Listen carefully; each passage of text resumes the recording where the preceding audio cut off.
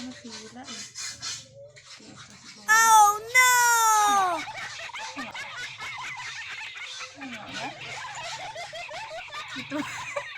Ito ba o ito?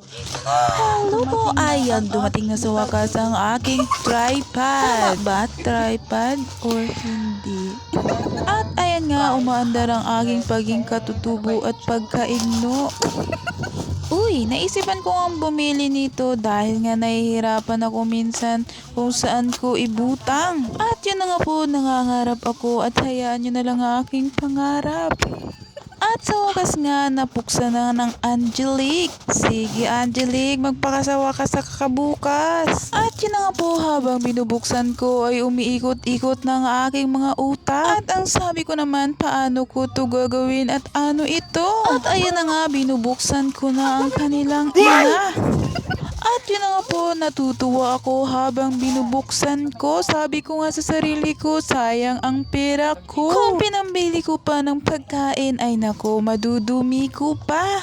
Yun na nga po, dahil nadidilaman ako, ay pinailaw ko ang ilaw. Oy, binuksan ko pala ang ilaw para hindi medyo madilim. Sige Angelique, magpatuloy ka lang mangarap. Malay mo, maabot mo din ang lupa. Kasi na nga, mayroon na nagsasabi sa akin ay para na raw akong buang. Syempre nga, ang sabi ko, hayaan mo yan yung pagkabuang ko.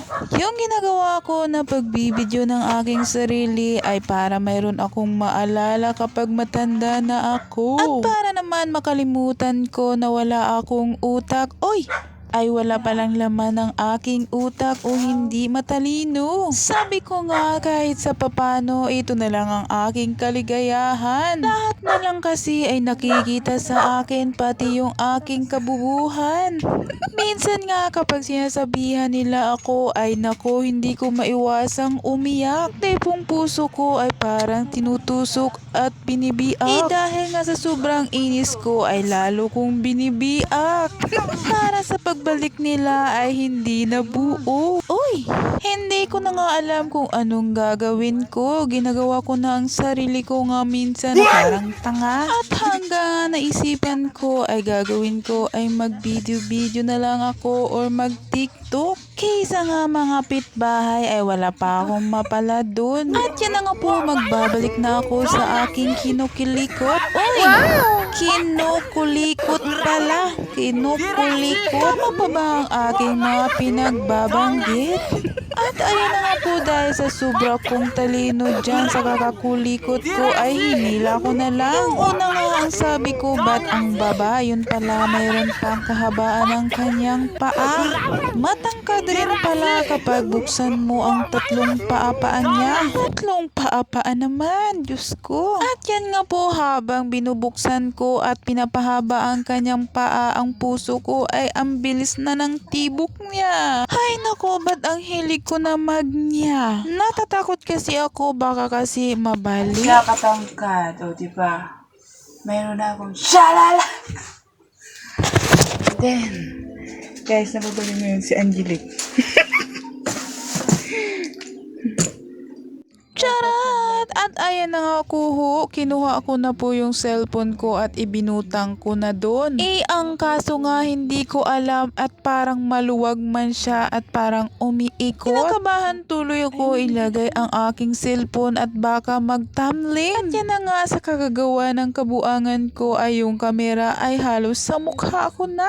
Yun na nga po, habang ako'y nag-iisip ay hinahawakan ko pa yung aking cellphone na hindi ko naman mailagay doon. O diba, katalinuhan ko. At ayan na nga po, inilalagay ko na pala ang aking cellphone.